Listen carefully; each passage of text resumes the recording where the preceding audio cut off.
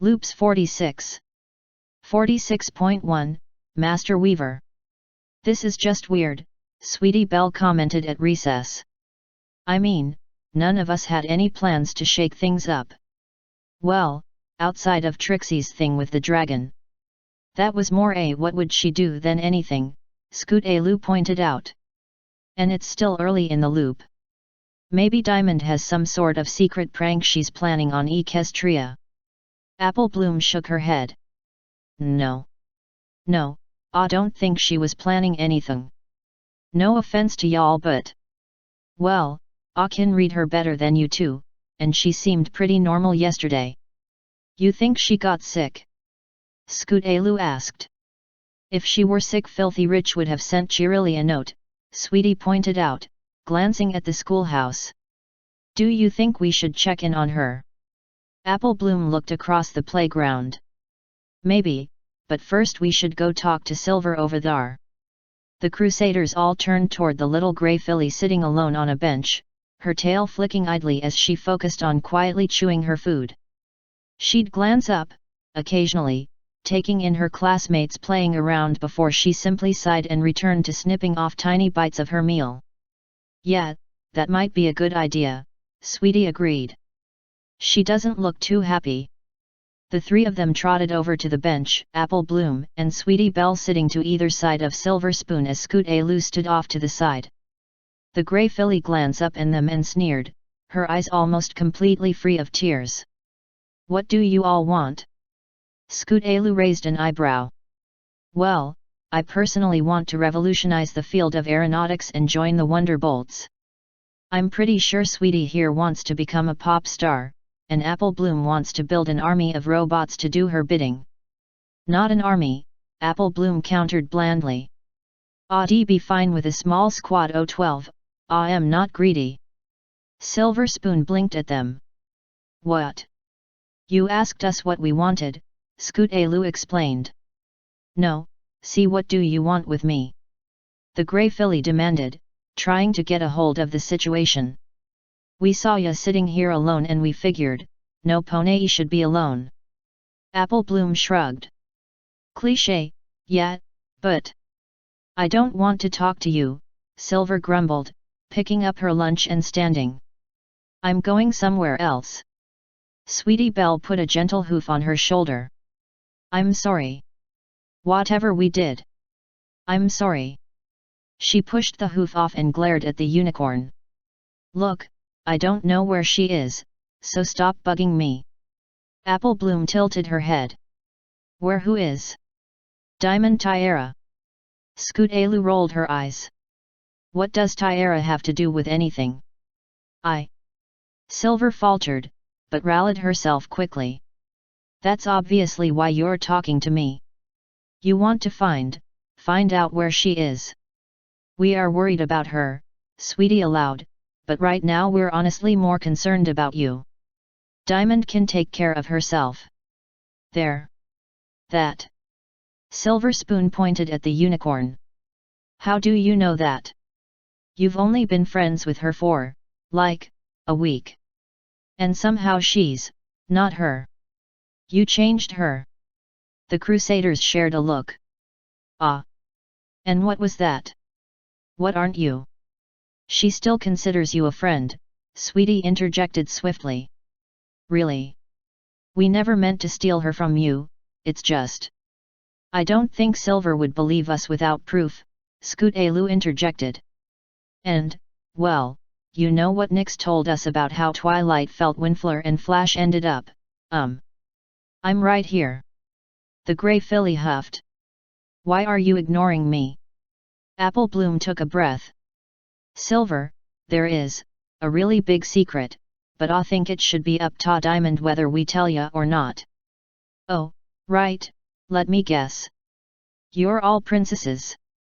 Scootaloo grinned broadly. No. Silver Spoon boggled. You're joking, that can't be right. Scoots, stop messing with her mind.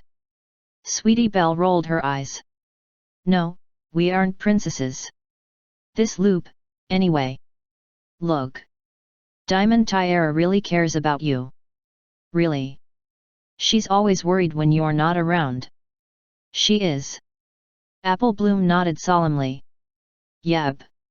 Can't get through a day without wondering if she should have brought you along. ... Oh.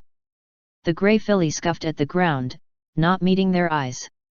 You know, Sweetie Belle mused, real friends will forgive each other no matter what. Even after the worst argument. Silver's eyes snapped up.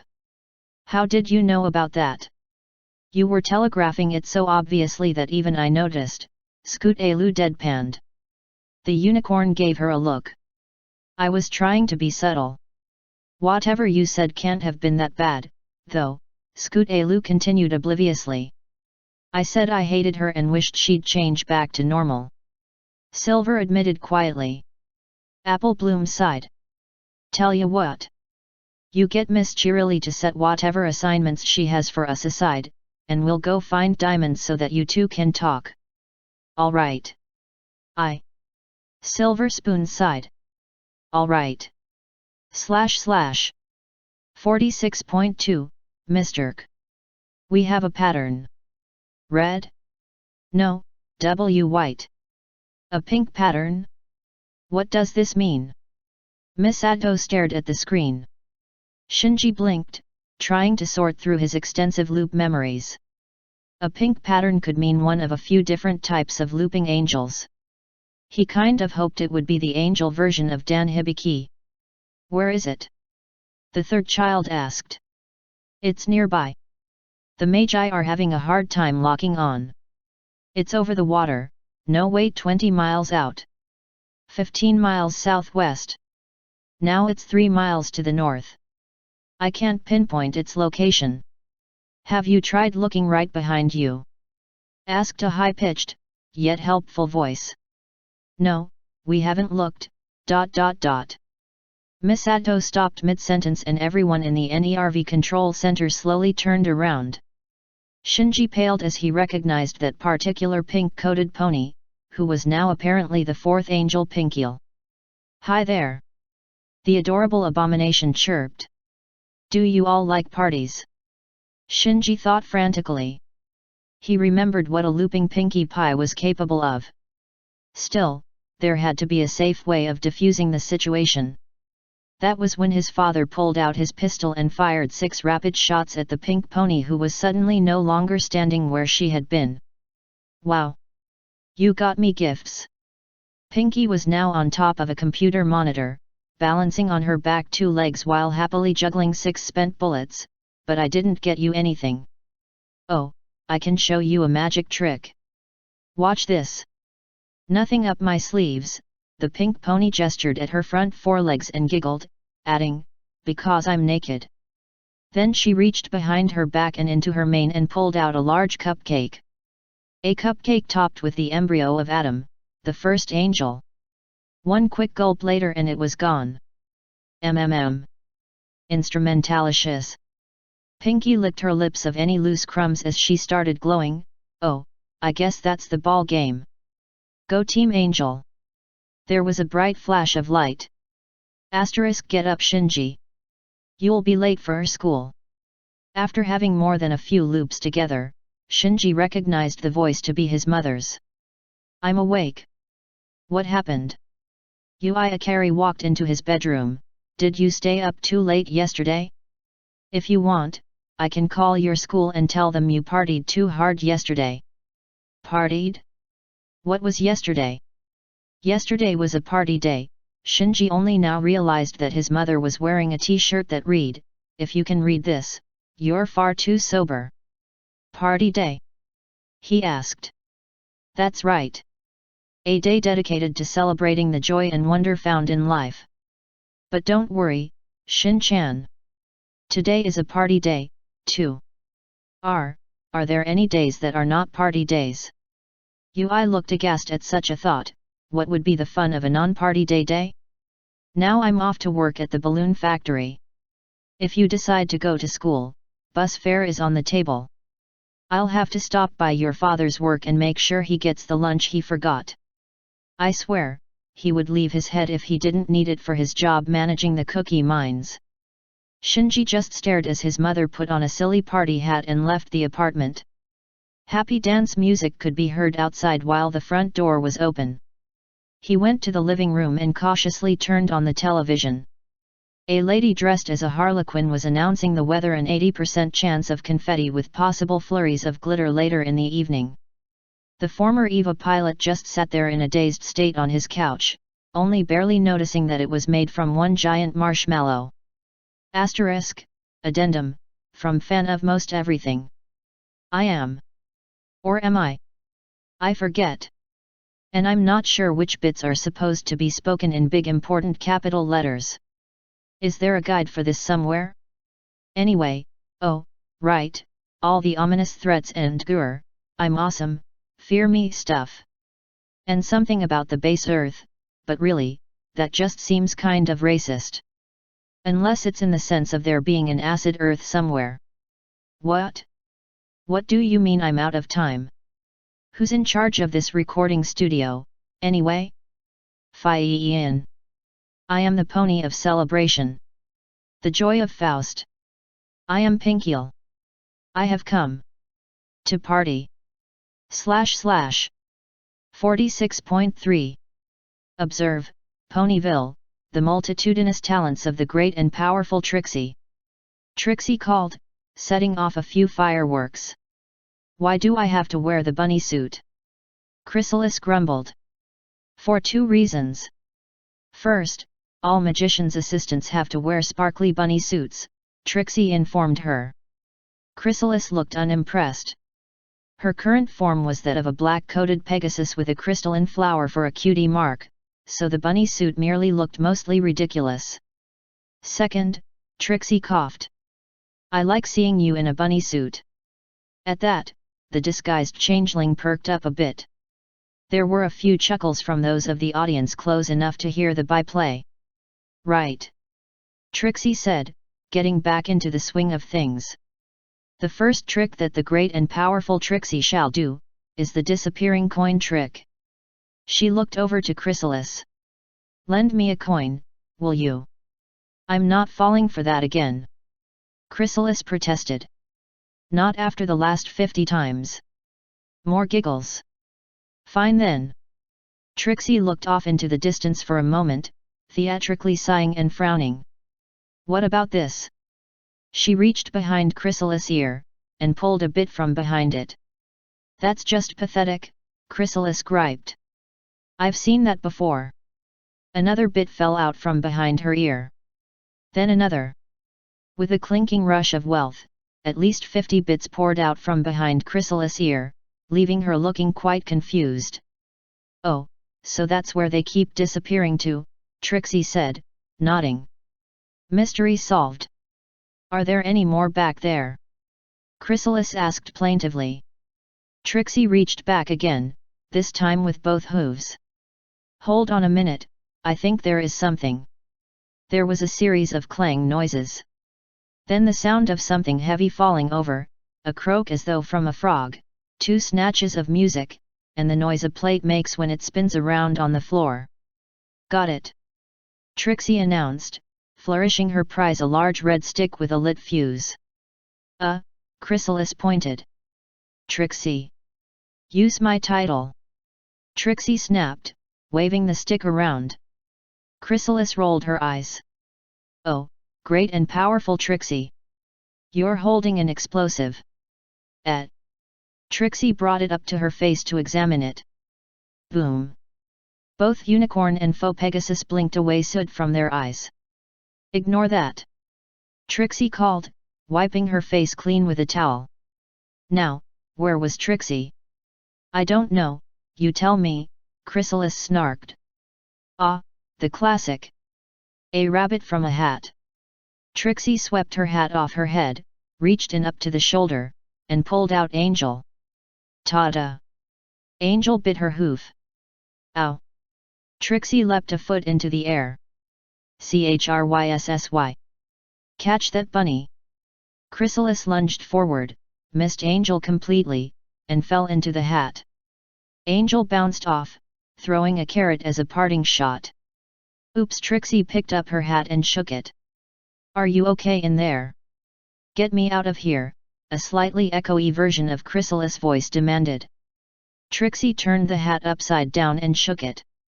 2 more rabbits, less violent than Angel, a cheese wedge, a spare cloak, 3 magazines, and a wardrobe crashed out. Then there was a loud splash, and some water pattered out of the opening. Are you in the swimming pool? Trixie asked, moving the hat right side up again. Not quite, Chrysalis replied, over the sound of running water. I think this might be the games room. Trixie frowned. There's no water in the games room. There is now, Chrysalis said grimly. Hold on, I can see the opening. With an ungraceful splat, a black Pegasus flew upside down out of the hat's innards and promptly crashed into the stage. Trixie put her hat back on, resulting in a rush of water, and lifted Chrysalis off the floor. The rabbit escaped. I do not care in the slightest, Chrysalis said distinctly. What now? Well, Trixie has not done the saw a pony in half trick. Chrysalis turned to go. But she supposes it may be possible to skip that. Trixie tried. The Pegasus stopped.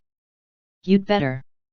Asterisk, we have clearly hit on a winning formula, Trixie said over tea that evening. No kidding, Spike said, putting a plate of biscuits on the table. That was hilarious. I'm glad you approve, Chrysalis muttered. Somehow, the bunny outfit had survived unscathed through the hour or so of postmodern magic show. I noticed that it introduced you both to Ponyville quite nicely, though, Twilight said encouragingly. True. Chrysalis then shot a look over at Twilight. Has that extra sweet for Trixie and I been finished yet? Yes, it usually is by now when you want to stay here, Twilight confirmed. Good. Chrysalis grinned suddenly. The hive mind thinks I've gone a bit strange, though. Is that? That's accounting for the loops, yes. The changeling queen then shrugged. But it's clearly working, so they don't exactly mind. / 46.4. Okay, here we go. Apple Bloom poured out the pre-programmed mycelium vial. The billions of tiny nanomachines suspended in solution spread as a golden haze over the surface of their target rock, eating into it, then spread to others as it turned to dust. It grew more like a plant than a machine, sinking roots into the ground and spreading micron-thin solar film to gather energy. About 2 minutes in, a quiet signal from Cookie indicated that the mycelium had obtained access to sufficient magically charged crystal to initiate a crystal turbine, supplying additional power and accelerating the growth process markedly. In some ways, the slow progress it was making was annoying for the engineering specialist. It would go much better in a world where electricity was common, as opposed to a small number of hydro dams. But, well, she had the time for it. I'd say, about a week, she muttered to herself. That should give it time to properly dig out the areas of space for her lab, shore them up so the roof wouldn't be troubled, and get to work building the larger machinery she was going to need. It would also give her time to select a suitable dry dock location, of course. And for the inevitable arguments with the other Crusaders about just what each of them wanted to have built this loop and what would be fair. They were still resentful of her little trick with HMS Dreadnought. Just a bit. Asterisk, that can't be fair. Scoot-Alu protested. We're starting only 20 miles apart. Well, Sweetie replied, eyeing the Skokaku-class aircraft carrier floating just offshore. If we started at much further than that, then it'd be a full day of you just bombing us all to bits. We know aircraft carriers are longer ranged. Yeah, and I'm kinda annoyed that I'm getting so nerfed by this. Scoot-Alu twitched her wings. Besides, have you seen how many flak guns Apple Bloom's got on that ridiculous Yamato? Don't bring the Yamato into this, Apple Bloom said, sitting back and crossing her hooves. Oh, for crying out loud. Nyx slammed a hoof on the floor. We built the things, now are we going to use them or just spend all day arguing? Sullen muttering trailed off into silence. Right.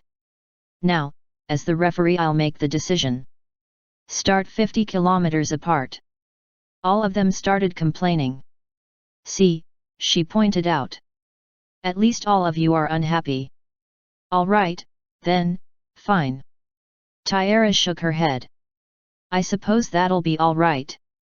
A dozen dive bombers tipped over, one by one, sailing down towards the mammoth battleship which was their target, which seemed to explode beneath them. Scoot Alu blinked, reading off the reports in her high-tech plotting room as her entire first strike disintegrated. Okay, what? Apple Bloom. A chat connection opened. What the hey did you just do? Shotgun rounds for the main guns, Apple Bloom replied mischievously. They were part of the original equipment, but I fixed a few glaring problems. Scoot Alu sighed. Okay, that sucks. The connection blanked out for a moment, as the Yamato fired a full broadside. Oh, hey, Tyara turned up. Stand still, dang nabbit. The Pegasus giggled, having sunk her entire allowance of resources into a destroyer flotilla at least 20 strong. Tyara was going to be a pain for any of the others to take out. That just left Sweetie to make an appearance. And she'd kept her setup secret from the others, so. With a button press, Scoot Alu closed the connection and started putting together a torpedo bomber strike. The last of the 15 Avengers rose gently from her flight deck, circled once to join the rest of the formation, and set off towards the madly evading battleship over the horizon. A Catalina loitering well above any possible counterfire was still reporting on the battle. Yamato was hit once by a torpedo but still game, and Tyara was down to 15 destroyers. Scoot Alu wanted to be able to hit the winner before they could head for her. She took a moment out on the flight deck to watch them leave. It kinda sucked that she couldn't fly the attacks herself, but well, there weren't enough of her, and every pony who knew the shadow clone technique had decided not to teach it to the Crusaders. For some reason. Then Scoot Alu spotted an unusual wave pattern just off the bow. Nix adjusted her binoculars. This would be so much easier if I'd thought to have them make a plotting board for me. With a bright flash, Scoot Alu appeared. Oh, come on.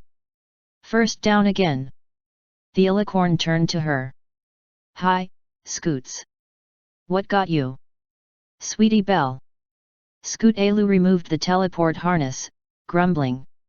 Ever heard of a submarine with a 12-inch gun fitted to it? 'Cause I have now. Fire and flame belched out from the Yamato's position, and Diamond Tyara appeared in another flare of light. Hard left Ando, shrub. Shotgun rounds? Scoot Alu asked. Shotgun rounds, Tyara confirmed. They settled down to watch. Hey, I found out what Sweetie's driving, Scoot Alu volunteered. Submarine Monitor. Tyara giggled. Now that'll be a surprise. Apple Bloom put her spanner down. Counter flooding successful. The compartments were sealed, stopping any more water getting into Yamato, and adding water into the port side of the ship had got her back onto an even keel. Now the only question was, where were the others? Gunfire started, with the small quick-firers blazing away on the port side. By the sound of things, Scoot Alu's second strike was on the way in, torpedo bombers this time. The torpedo bomber strike hadn't been much trouble, not with the ridiculously heavy AA complement of Yamato. It was confusing that they'd all come in on the same vector, not at all like Scoot's normal flair for air tactics, but Apple Bloom wasn't complaining. But it was over an hour later, and still no sign of another attack. The Catalina buzzing around keeping an eye on her was getting nerve-wracking, as it happened.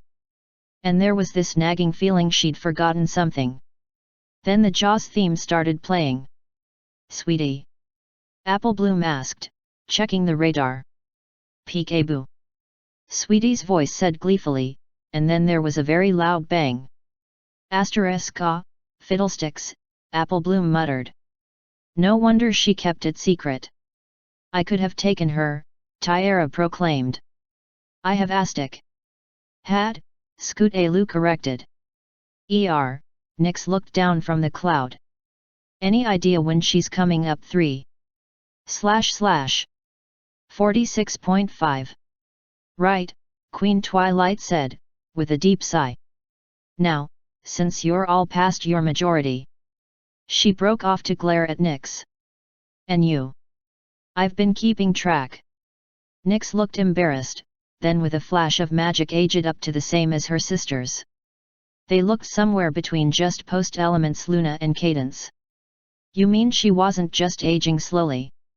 Diamond Tiara asked Apple Bloom. Apple Bloom shrugged. As if I'd know. As I was saying, Twilight resumed, ignoring the peanut gallery. Since you've reached adulthood, you get to take on responsibility. Do we have to? Scoot-Alu asked with a hint of whine. Scoot-Alu, Twilight said pointedly. Why are we currently in the new annex? Cause we burned down Canterlot Palace, the old annex and the Canterhorn, Scoot-Alu admitted. Tryin' to get a princess specialization for something volcano. Turns out that a volcano isn't just a mountain doused in resinous pine sap and set alight, Sweetie added. Who knew? Every pony who's ever looked at a geology textbook. Tiara asked. Shush, you're not helping. As I was saying, Twilight dragged them back on topic. I've been sorting out various catastrophes you lot have been causing for just about half of my time awake for the last 15 years. Hey, 4 of those years were before we awoke, Sweetie said with a pout. Those don't count. In short, I need a break. Seriously. Divide things up amongst yourselves, I'm off for a nap. And the country better be in good shape when I get back. Twilight flashed purple, and vanished. In her place was an ornate document assigning the 5 of them as CO princesses regnant. They were all silent for a few seconds. Hey, cool, Sweetie said eventually. I know how this is supposed to work. Mom's away for the day. Century, Apple Bloom contributed, nodding up at the sky. They looked, and saw a constellation spread across half the night. It was a good likeness. When did she learn that? Tiara wondered. I did overhear her say that moons were a bit passé a few loops ago, Nyx volunteered. She may have gotten tips from Okarmi Sharanui about it. Anyway. She's away for a while, and well, the usual thing to do is party. Can we really sustain it for a century? Apple Bloom asked, then frowned, and got out a computer. Actually, we probably could. For given values of party. Golden Age. Scoot-Alu suggested. Dances every night? Flowering of art and culture? Designated ruler and the rest of us getting drunk. This might be a bad idea, Nyx said, nervously. Oh, sure, Apple Bloom said with a shrug. We're not stupid, we'll stop if it's not working. But well, look at it this way. When have we ever had a chance to have proper college-style parties? Looking at it that way, it's good for us. Sweetie put on a pious expression, fooling precisely no pony.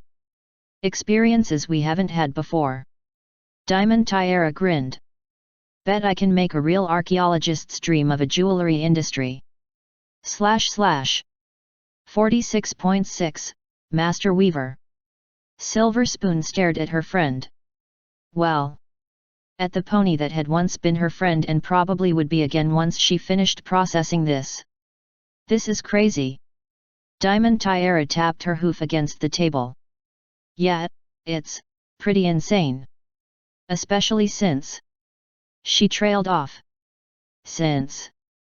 The entire reason you're awake now is, The pink filly sighed. You know how I said we're not the only universe?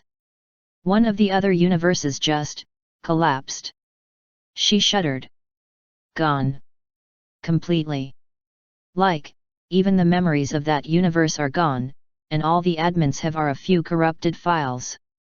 Every loop just went through a hard reset because of that, and most of them have new loopers. And, that's you. Silver Spoon blinked. For a moment she sat completely still. Then she started hyperventilating. Gone? Barely a trace and, a whole world and all those ponies, and that could happen to us without warning, and we have no idea when any of these problems are going to be fixed. And Diamond's hooves slammed onto the table as she shoved her face into Silver's. Zip your lips. It's the job of the ponies up top to worry. Your job is to keep yourself as sane as possible and in the trenches while the world loops. I don't ever want to catch you thinking about problems you can't solve, is that clear, filly? Yes, ma'am. After a moment, the stern face pulled back and morphed into something somewhat recognizable. I'm sorry about that. You didn't deserve to see me as a drill sergeant, I didn't know how to comfort you. I'm not good with that. Diamond sighed. In all seriousness, when it comes to Yggdrasil, you should leave things to the admins. They make mistakes, but they know what they're doing for the most part. The two of them sat quietly for a long while. You've changed, Silver Spoon said finally. I've had literally millennia of experiences, Diamond Tiara pointed out. Occasionally in one loop. After a moment, Silver Spoon pushed her chair back and got up. I'm sorry. This is... Miss Twilight is this anchor pony, right? She trotted toward the door. I think I'll go talk to her. Silver, wait. We're still friends, right? The grey filly paused, her hoof on the door. Are we? I mean, we. Because you're not the Tiara I know, and let's face it, if you're right, you've passed over millions of Silver Spoons before me. Maybe one day we'll be friends. Real friends. But right now, we don't even really know each other, the real each other, Tiara. She shook her head, not looking back. I would love it if we became friends, but right now, no. We're just strangers. With that, she stepped out. / 46.7. Twilight had awoken, behind a desk. That wasn't particularly usual, unless the loop was starting far enough back that she'd be in school. Much stranger, however, was that she was at a desk built for humans. As a human. And that there was a large, yellow flag with a rendition of her cutie mark on it draped over the desk. At this point, she decided that it would be easier to just scan her loop memories rather than try to work it out on her own. Hey, she concluded intelligently, walking over to a window and looking out. She was La Presidenta, ruler of the tiny Caribbean nation of Tropico, and an absolute presidential dictator. In theory. In practice, she was having to balance the desires of about 8 factions, each of whom wanted something completely different from their glorious leader. Right. Twilight cracked her knuckles. I do enjoy a challenge. * Newsline. September 3, 1950. The small Caribbean island nation of Tropico has recently announced a program of subsidized government research into space travel. La Presidenta was quoted as saying, "Space is the future of mankind, and I feel that Tropico is uniquely well positioned to lead the world in space travel." International observers are skeptical, with many pointing out that space travel is at most a theoretical concept at this date, and that the Republic of Tropico currently has a struggling economy. La Presidenta's economic policies to date have resulted in a 4% reduction in unemployment this year, but prominent economists state that this is merely a case of regression to the mean. Newsline. July 11, 1955. Stunning the world, La Presidenta of the small island nation of Tropico today informed reporters that as of 11 p.m., local time, a satellite is in orbit around the planet Earth. The satellite, which is apparently named EOS, Dawn, contains a simple radio transmitter powerful enough to be detected across an entire hemisphere. The signal it broadcasts is a simple Morse code, which has been decoded to mean peace. Mr. Forrest, the radio technology pioneer who stated in this very paper just a few months ago that space travel was impossible, was not available for comment. * Newsline. November 18, 1956. The Union of Socialist Soviet Republics has announced the launch of a radio satellite of the EOS type into a polar orbit. In their press release, the premier said that the satellite known as Sputnik was the start of a grand plan to spread socialism beyond the boundaries of the planet Earth. La Presidenta, when contacted, simply smiled. Journal of Economic Science. 1958 edition. Curiously, Tropico's unemployment rate over the last fiscal year has been at 0.1%. This may simply indicate that the statistics have been fiddled with, of course, but in my last visit I was unable to discover such an adjustment. The other possibility is that this is related to the way the small nation has become such a hotbed of scientific advances in the last 8 years. Much like the United Kingdom in the last century, sustained technological advantage leads to an economic advantage in train. Newsline. April 11, 1963. The nation of Tropico, already one of the world's wealthiest, has entered into negotiations with telecommunications companies around the globe to sell time on so-called geosynchronous satellites. These satellites, devised originally in an article by Arthur Charles Clarke, the well-known science fiction writer, perpetually orbit at a fixed position over the rotating Earth, thus making them trivial targets for radio beams. The downside of these satellites is that they are sufficiently high up to induce latency into a telephone call, though television transmission will of course not be affected. Internal memo. White House, 1963. In the absence of any sign of red affiliation in the nation of Tropico, the lack of a government willing to be influenced by the United States can perhaps be overlooked. Tropico is becoming an important stabilizing influence in the entire Caribbean and the north coast of South America, and knocking it out might result in not only Tropico but the whole area going red. Recommendation: no action. Radio transmission. June 21, 1965. This is the Nixlander, reporting from the Bay of Dreams. We're down, Madam President. Soft landing, everything looks green. The most difficult question with this kind of loop, Twilight mused, was precisely how much to cheat. She'd done, well, quite a bit of cheating over the last 2.5 decades.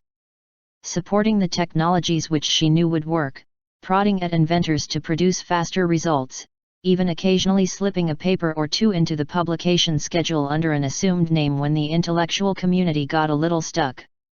And the latest drive system was, well, about 50 years early even given everything else. Still, she decided, watching the fiery re-entry trail of Celestia 4 as it brought home the year's first load of helium-3, it was satisfying to see what Tropico could become with just a bit of outside assistance. Twilight sipped at her lime cordial with the satisfaction of a job well done. Besides, she thought with a smile, it's better than the normal round of coups and revolutions any loop. / 46.8, Oracle Mask. Twilight was having trouble deciding what to do for this summer sun celebration. Neither Luna nor Nyx was awake this time, and none of her usual ideas were appealing. The unicorn had blinked over to Ponyville to see if any of her friends had anything to try. Twilight was trotting down Ponyville's main street when she spotted an interesting conversation taking place over a plate of hay fries. Really? I've always wondered what it was like underwater. Fluttershy was, on a date? Okay, that was definitely new. The butter-yellow Pegasus was sitting on the other side of the cafe table from a brown Pegasus stallion with yellow hair. Before Twilight could get any sense of what was going on, Fluttershy spotted her and waved. So he's a looper? Twilight asked Fluttershy. The Pegasus's ears twitched. In response, Fluttershy looked abashed. He would like me to remind you that he can hear you perfectly fine, even if he doesn't like to talk very much, if that's okay with you, Twilight. Right, sorry, Twilight said. This was the strangest one-sided conversation she'd ever been in. Doesn't talk much, seemed more like doesn't talk at all to her. At least Fluttershy could translate for her, otherwise Twilight would never have understood what Link was saying. Nightmare Moon will be here in 2 minutes.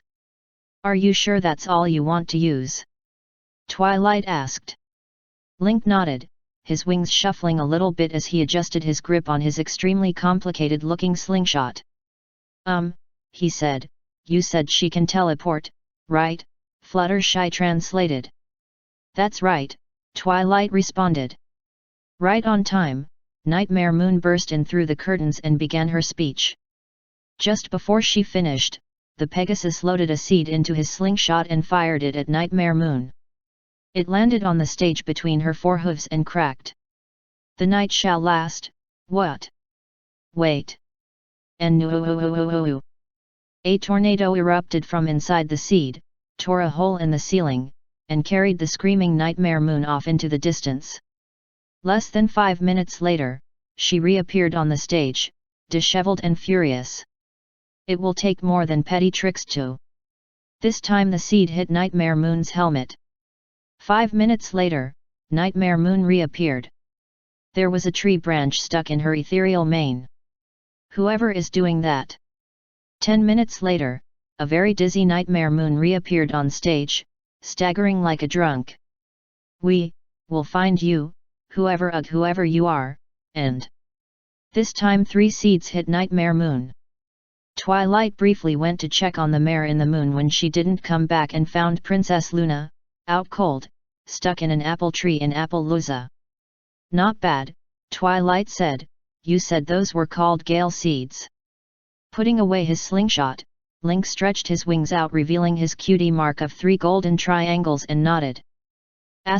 Which Link are you, anyway? Twilight asked, perusing her list of hub fiction. Link gave an elaborate wing shrug. Fluttershy went wide-eyed. Oh my!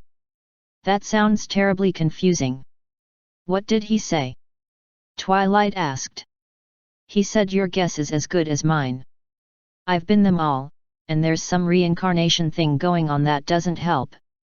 Zelda tried to explain that part to me a few times but I don't really understand it. Link waved a hoof, and Fluttershy dutifully added, but didn't you say something about a chaos monster appearing later today? That's right, Discord. He doesn't seem to be looping this time, but he makes it hard to tell for sure. Hey. Okay, I think I have something that should work really, Fluttershy, you can stop now. Oh, sorry, Fluttershy said. Discord broke free of his stone prison. He stretched, idly turning the hedge maze into a wobbly pile of jello. Being stuck in one pose for 1,000 years gave him such a crick in the neck. Finally. Time to spruce up this boring world with some of my patented chaos, In front of him was a brown Pegasus holding a bottle with a lit fuse attached. Without a word, the Pegasus tossed the bottle to the ground just as it busted open with muffled bang and a puff of soot. The soot fell to the ground, revealing a chicken. Discord said, studying the soot-covered chicken with a magnifying glass and ignoring the unholy look in its beady eyes. Is it chicken day already? How unexpected of Celestia to keep my national holidays. It took Discord another moment to realize the Pegasus had taken off at a dead run. And then, crowing their wrath, the Cuckoo horde descended. Getting a Cuckoo into a bottle was hard. Attaching a small bomb to the bottle without angering the Cuckoo further was harder. Using the Cuckoo horde bomb on unsuspecting victims, Link thought to himself as he watched the carnage from several miles away, was priceless. / 46.9, Master Weaver. Draco took a moment to consider his position. It was, on the whole, not very good. 1. He was a traveling performer. Or rather, replacing a traveling performer. That meant no money and barely any reputation to use, which in turn meant actual work. 2. The nobility here was so naive. There wasn't anything like blood purity or even a secret source of power. Equality was the name of the game, and that meant nothing he could do would convince the others of his inherent superiority. 3. The native anchor was angry at him and having him go through these, pointless morality lessons. Loyalty was of course something he already understood, though that Rainbow Pegasus had insisted that it was a two-way street. Generosity and kindness were supposed to be masks, not ideals. Honesty was simply idiotic, and laughter. Laughter was just too random to put into this already pathetic mishmash. Even magic wasn't properly represented, sounding more like Dumbledore's silly friendship nonsense than anything practical. 4. Twilight Sparkle had made it utterly clear that she or any of the other native loopers could easily make his life hell. That just wasn't fair. He was from the first 5. These ponies were damned upstarts. Which led right into the final point: he was a pony. Granted, one of the obviously superior unicorn race, but still.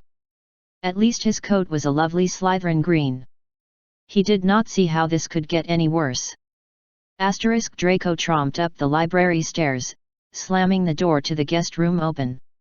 A day of boring lectures, vile animals, tedious hard labor, inane prattle, veiled insults, and deranged giggles was over and done with. No doubt the next day would contain more of the same. Something was stretched languidly on his bed, flicking its tattered tail idly as its mane dripped down its neck. It was very definitely female, and vaguely pony-shaped, but covered in black chitin with holes in its long, slender legs. The creature was appraising him with half-lidded cat eyes, its fangs gleaming in the moonlight. An eerie green glow surrounded the crooked shaft of its horn. Draco heard the door behind him swing shut. "I am quite put out." Draco Malfoy narrowed his eyes at the buzzing voice. "Really?" Yes. You see, the entertainer you're replacing, she and I are involved, shall we say." The creature slipped off the bed, cricking its neck idly. "And of course I can survive without her. It's not too much of a problem. And yet, I find myself offended by the fact she was replaced by something as pathetic as you." Normally Draco would have shouted his own merits, but something about that statement held him back. He trotted idly round the outer edge of the room, eyes never leaving the strange beast. "I apologize for my insult." "You do not mean that," the creature pointed out. "It would be obvious to a non-looping foal you did not mean that, and that is exactly why you have earned my ire. I have never visited Hogwarts, but from what I understand the House of Slytherin is supposed to be home to the cunning." She glowered at the unicorn as he moved.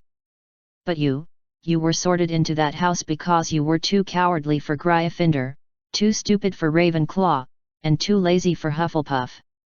You have no ambitions, no true cunning, and the only reason the hat didn't expel you then and there was your connections which just barely qualified you to be in the House of Snakes."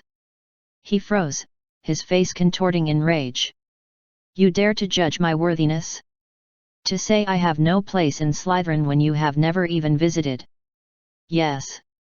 You have no right." "I have every right, Draco Malfoy." The creature took a single step towards him. "Every loop, I am in charge of a race that has to feed off of love." Another step was taken. "I have to make sure my children are not starving, and to do that I have to earn the love of a non-looping populace." And another. "Look at what I am, Draco. I am beautiful and hideous, and my children do not share my beauty." And another. "And yet, every loop, my swarm survives. Not through force, but through crafty manipulations, through our ability to take others' forms and feel others' feelings, though coordination and sly tricks, and never once has Equestria suspected a thing." Her breath was cold on his face. "You were sorted into Slytherin, Draco Malfoy. I was born into it." The blonde unicorn took a moment to process the words. "Then we have a common enemy in Twilight Sparkle." "No. But a true Slytherin has no enemies," the creature stated as she pulled back, "or at least none worth naming. Enemies are for the brave Gryffindors to fight, for the intelligent Ravenclaws to outwit, for the persevering Hufflepuffs to endure. Any creature that would be an enemy to Slytherin is to be subverted. The reason for its opposition removed." And if that is impossible, then ensure it will also fight one of the other houses. In the baseline of this world, Twilight Sparkle has every reason to hate me and my children, but as an anchor I have convinced her to allow my nation to thrive. That is the true power that Slytherin claims. And that is the power that I will instill into you. She smiled. It was not a kind smile. The elements are telling you what their traits are, how to embody them. I will teach you how to use them properly in the House of Snakes. I will teach you how to be a harmonious Slytherin. And I will teach you this. You would try to deny me, but I can ensure you will suffer till the loop's end. So, Draco Mal. Avada Kedavra. The creature fell dead. Draco took a moment to catch his breath before breaking out in a wide grin. Ha, as if that thing could ever. With a long, dry creak, the door swung open. He turned to see the newcomer and his jaw dropped in shock. Did I forget to mention? My people have a hive mind. The thing smirked. It's not possible to kill me. After a moment, Draco Malfoy fainted. Twilight raised an eyebrow as Chrysalis giggled and hopped down the stairs. I take it things went decently. It's been so long since I've played the evil queen. I've forgotten how fun it can be. The changeling waved a casual hoof, preemptively dismissing the librarian's concerns. Don't worry, I won't let it get to me. I promise. I'll hold you to that. / 46.10, Master Weaver. Twilight blinked awake, looking up from her standard book of lore. And coming face to face with three very human-looking women. Oh.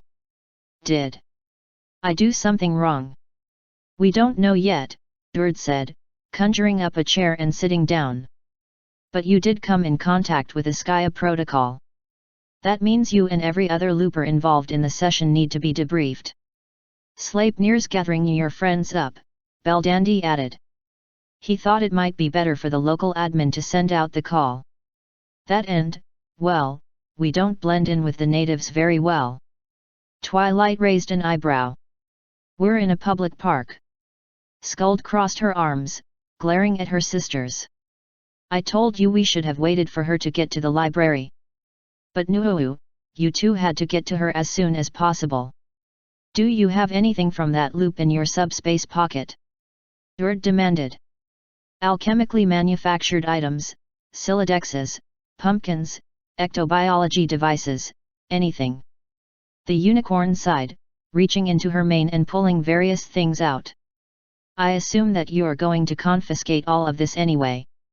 Not necessarily, Belldandy reassured her as Skuld began sorting through the items. Anything that could cause Skya-type alchemy or ectobiology to develop, yes. Anything that's a danger to the loop, yes. But everything else? Safe. Skuld tossed a wand back to Twilight, who caught it and put it to her left. Could you double-check and make sure no grist got caught in there? That happens sometimes. Sure. Twilight tugged at the opening of her subspace pocket, peering down into it. I've got to warn you, though, the others don't have theirs as organized as mine, so it might take a bit for them to find anything in their pockets. Various abstract forms were swept out into the open. Erd smiled a bit. You're being very helpful, I like that. Most of the time we get people who feel cheated that they didn't get to see the universe they created. That got the librarian's attention. Wait, the Genesis frog worked? I thought that the loops would. The Skya protocol is something we haven't quite locked down, Belldandy admitted. We got all the programs that were active at the time of the crash looping, although we haven't activated any loopers in them. Too many potential malicious loop entities. The fact is enough Skya programs got shaken loose that they started drifting. Skuld shrugged.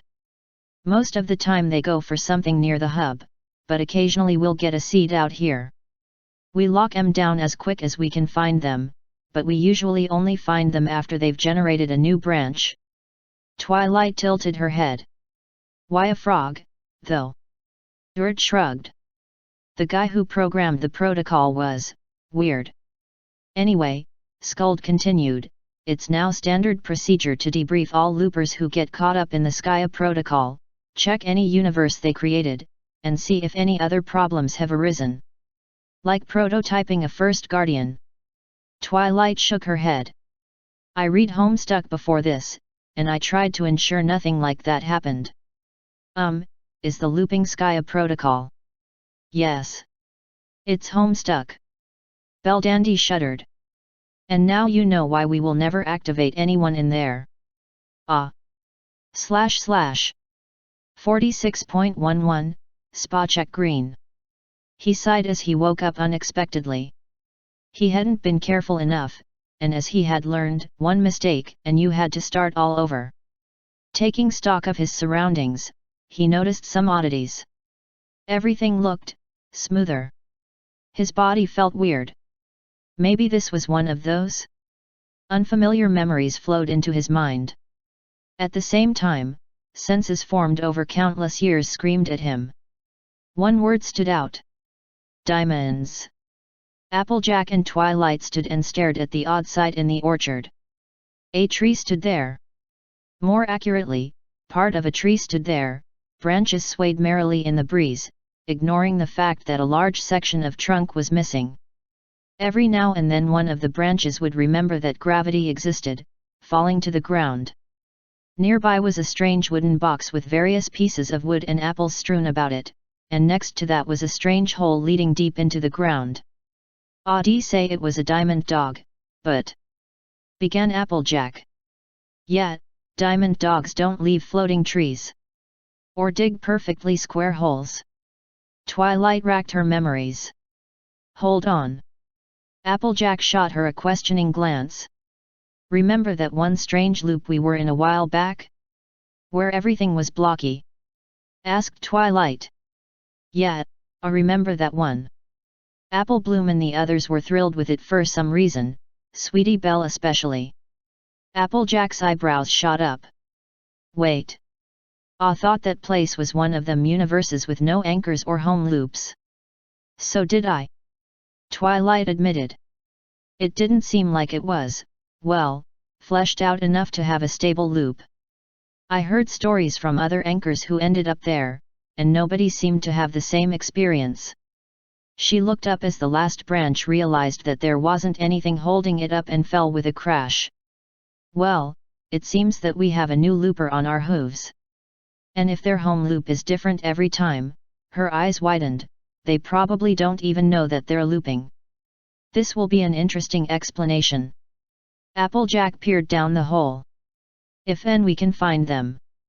/ 46.12, fan of most everything. It was late in another lonely loop, and Twilight had gotten sucked into the enchanted comic. Once again, Spike was demonstrating the greatest superpower of all, exposition. You're the masked Matterhorn. He told her. You can fire all kinds of crazy power beams out of your horn. Twilight smirked. Really? She'd done some research after her first trip here, using non-magical comics. The Matterhorn was actually a Pegasus who'd invented a sort of artificial horn, which explained why she'd had so much trouble using it the first time around. Now, however, she knew how to properly use the bizarre blend of magic and technology this subdimension insisted on. A bit of focus, a sub-vocalized command, and a pale blue ray shot out of her horn at a decent fraction of the speed of light. It struck the maniac, who blinked and looked around, clearly confused. Her mane went still, then gently lowered her onto her hooves. She looked at the electro-orb in one of her tendrils like she'd never seen it before. What's going on? The ponies, and dragon, were promptly ejected from the comic. The others boggled at Twilight for a bit. Spike broke the silence. What did you do? All kinds of crazy power beams, right? Well, how hard could it be for the masked Matterhorn to fire a beam of sanity? Twilight nuzzled her number one assistant. Couldn't have done it without you, Spike. / 46.13, Stainless Steel Fox. Power Ponies. The maniac exclaimed, "How kind of you to join us." The 6 ponies and 1 dragon started stripping off their costumes. "What is this?" The lunatic mare grinned, "So intimidated by me that you're going to give up without a fight?" "Not really," called down Twilight.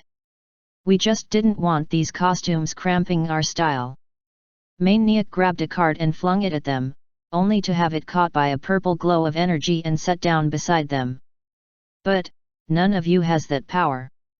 Applejack jumped off the building they were on, and dropped to the street below, cracking the pavement as she landed.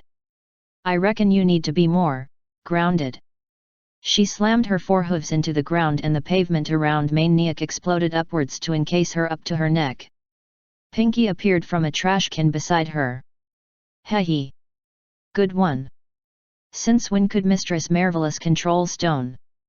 "The name's Applejack, missy, and you ain't seen the half of what I can do." Maniac growled and started smashing away at the stone with her hair strands. Rarity glided down, having grown a pair of wings. "Dear me, your hair is completely unmanageable. Time for a makeover." A massive pair of blue translucent shears appeared out of nowhere and started trimming away Maniac's locks. "No. My locks are impervious to even your attack constructs, Radiance. It's Rarity, and this is Tectonium, a little something I whipped up to comb a mane of pure force." "Which yours isn't." Maniac was half bald by now, and completely enraged. Her hair was regrowing, but Rarity was trimming it faster. "When I get the electro orb to my secret weapon." "You mean this electro orb?" Pinky appeared on the opposite side of the street, holding it in a hoof. Maniac looked at what she was holding and found it was a cupcake. "How? Give it to me." You mean a pants, you didn't say," the Pinky says. Twilight landed in front of her, in full floating hair princess mode and casually flicking away thrown pieces of pavement. "You see, we've fought real villains." A lock of hair that had escaped Rarity's shears formed into a needle point and speared down at her, only to be trimmed by a rainbow shockwave that reverberated along the street. Thanks dash, real, world-ending honest to gosh, deity-level threats. By comparison, you aren't even a warm-up. All the ponies had gone full floaty Maniacorn, and were letting their auras show. Maniac, now bald, cringed. But it was Spike who dropped off Twilight's back and strode up to her. Maniac gave one final snort. "Letting your useless sidekick Humdrum feel like he's useful? How heroic!" "Oh, Spike is plenty useful. It's amazing what one of his smiles can do to convince ponies." "Ha, as if." Spike suddenly swelled up into a great ancient worm and lowered his head to her level, grinning to expose teeth bigger than she was. He rumbled, "Care to reconsider?" But Maniac had fainted. / 46.14, Nickus. Silver Spoon screamed as soon as she left her once friend's home. It wasn't frustration, it was several times her weight of airborne predator snatching her up in its talons and bearing her skyward. The filly's scream dopplered as the pale griffin bore her up and dropped her on a convenient cloud. To her shock, she didn't fall through. This phenomenon stopped her screaming, as she cautiously poked the strangely solid, for an earth pony, cloud. "Why aren't I falling through?" The griffin responded, revealing she was a female. "I compacted it so it was solid enough to walk on without magic." Silver Spoon rubbed her hooves on the cloud. "Flyers can do that." The griffin's beak split in what might have been a smile. "If you are sufficiently awesome, sure. But enough about me. This is about you getting over feeling bucked by your timing for waking up." Silver Spoon could hear the capitalization, and spat, "A looper." The griffin nodded, "Yeah, and so are you. So do we do this the pony way and talk about how stupid your snit is? Or the griffin way?" The filly cocked her head, "What's the griffin way?" The smirk on the griffin grew, "I tie both forelegs behind my back and wire my beak shut, hand you something really powerful to give you half a chance, then there is bruising, a bit of blood, and probably a high-speed dirt dive for one or both of us." We bond over the recovery, then I explain how stupid your snit is. Silver Spoon looked at the griffin. The older flyer could obviously take her even before the loops, and afterwards, even with only her hind paws and wings, and whatever that equalizer was, she didn't fancy her chances. And it surprised her how little she cared about that gap right now, after Tyara. She shoved the feeling of betrayal aside.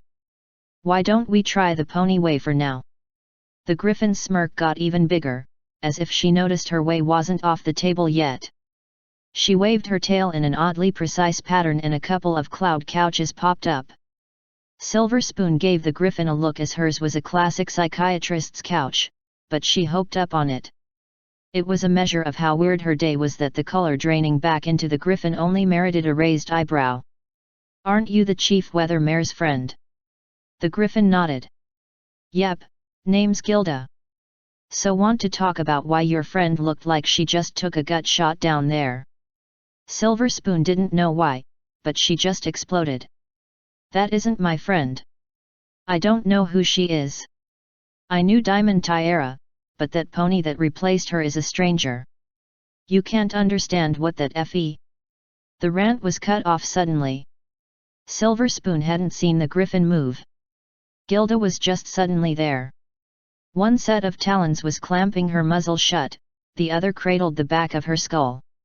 Silver Spoon also noticed that the griffin had gone all pale again, and the look in her eye said it would be easy to snap the filly's neck, crush her skull, or if feeling merciful just break her jaw. You are a new looper, so I'll let a lot go in the wind. But not finishing that sentence, understand. Taking the abortive nod as understanding, Gilda steered the filly around to another view off the cloud. The pair were now looking over Sweet Apple Acres. A little visual aid here to show where things stand, and how much stupid nearly came out of your mouth. She pointed to the reservoir pond for the irrigation system. That pond? That's Twilight Sparkle's status as an anchor. The mare needs to lose weight. Silver Spoon surprised herself at the semi-hysterical giggle at the snide remark. Gilda continued, each tree is someone in Equestria. Get enough water from Lake Twilight and you start looping. A talon pointed at the Zap Apple Orchard, the largest and oldest trees on the farm.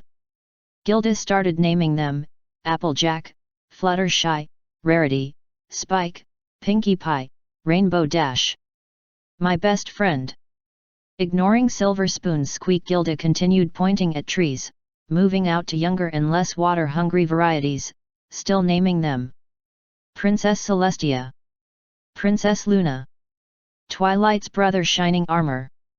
Princess Cadence, her sister-in-law. Apple Bloom, Sweetie Belle, and Scoot-A-Loo. I'm about there and Tyara is right next to me. The talon finally pointed to a row of freshly planted saplings, and you are right there.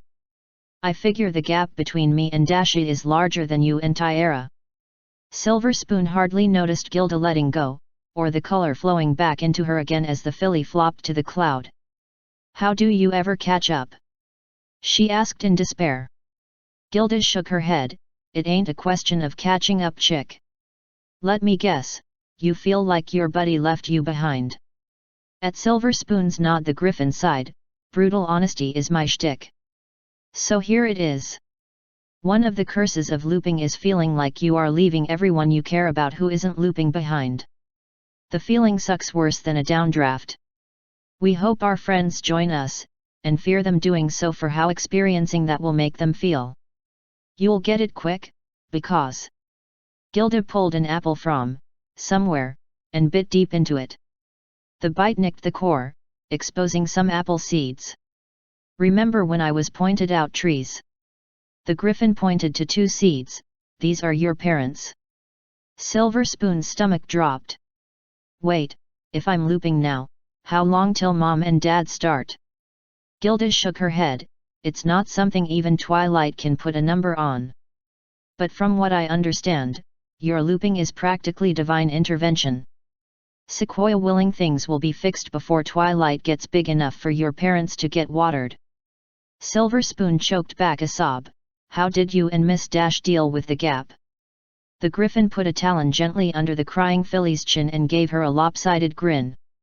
Badly. Ran off for a few loops with Trixie and had interesting adventures trying to establish myself as a looper. Silver Spoon had to ask. How interesting. Gilda chuckled. Oh Oak, oh Ash, we are all going to die. She gave another grin. I will tell you this though. No matter how busy she got. No matter how urgent the crisis. No matter how frustrated you made her at not being able to change. Every time the two of us were awake and some version of you was in town, I always saw Diamond Tiara making time for her.